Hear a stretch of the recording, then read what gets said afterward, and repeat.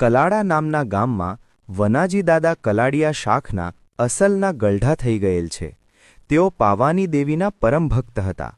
કલાડા ગામમાંથી કલાડિયા પરિવાર ફરતા ફરતા કાલાવડ પાસેના ગામ ખરેડી મુકામે આવીને વસ્યો. જ્યારે પરિવારની બીજી એક પાંખી ગામ થાણા દેવડી અમરનગર તાલુકો ગોંડલ આવીને વસવાટ કરવા લાગી. ખરેડીમાં ઠાકરશી દાદાના 3 સંતાન હતા: મૂળા દાદા, જીવા દાદા અને ધનબાઈબેન. આમાંથી જીવા દાદા ખૂબ જ બળુકા અને હિંમતવાન હતા. તેમણે ગામના પસાયતા તરીકેની નોકરી સ્વીકારી હતી. પસાયતા તરીકે તેમને ગામ અને સીમના રક્ષણની જવાબદારી સોંપવામાં આવી હતી. જીવા દાદાને પોતાની કુળદેવી પર અડગ વિશ્વાસ હતો.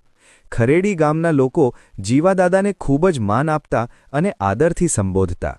એવું કહેવાય છે કે ખરેડીમાં ઠાકરશી દાદા માતાજી કરતાં ઠાકર પર વધુ આસ્થા રાખતા હતા. છતાં પણ જ્યારે પરિવારે માતાજીનો જગન આદરલો ત્યારે સમગ્ર પરિવાર માતાના નિવેદનમાં હાજર હતો. પરંતુ ઠાકરશી દાદા ગામના ઠાકર ચોરે મંદિરે બેઠેલા હતા. જ્યારે અજાગત બલિદાનનું ટાણું આવ્યું ત્યારે પાવાની દેવી ઠાકરશી દાદાના કાંઠે વસ્યા. તેઓ ધૂણતા ધૂણતા ચોરેથી પોતાની કુળદેવીના મઢે આવ્યા અને માતાજીએ તેમના મુખે અમલ લીધા. એ સમયે જ કોઈએ આવીને જીવા દાદાને સમાચાર આપ્યા કે ગામના સીમાડામાં લૂંટારાઓ ત્રાટક્યા છે. તરત જ જીવા દાદા ગામ અને સીમના રક્ષણ કાજે તલવાર અને ભાલો લઈને લૂંટારાઓનો સામનો કરવા તૈયાર થયા. પરંતુ માતાજીએ તે ક્ષણે જવાની રજા આપી નહીં. ત્યારે જીવા દાદાએ કહ્યું, માડી, આ ગામનું મેં મીઠું લૂણ ખાધું છે.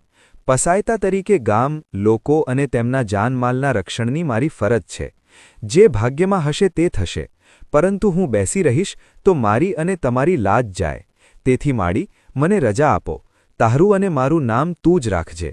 આમ કહી માતાજીના ચરણોમાં નમન કરી જીવા દાદા ઘોડો પલાણીને મારતા ઘોડે નીકળી પડ્યા. જે તરફ લૂંટારાઓના સમાચાર હતા તે તરફ જતાં તેમણે જોયું કે અમુક લૂંટારા ગામની ગાયોનું ધણ વાળી લઈ જવાની તૈયારીમાં હતા. ગામમાં હાહાકાર મચી ગયો. જીવા દાદાએ લૂંટારાઓને પડકાર્યો, ખબરદાર, ત્યાં જ થોભી જજો. એક પણ ગામની ચીજવસ્તુ કે ગાય લઈ જવા પહેલાં મારી સાથે ધીંગાણું કરવું પડશે. લૂંટારાઓની સંખ્યા ઘણી હતી અને સામે એકલવીર જીવા દાદા હતા.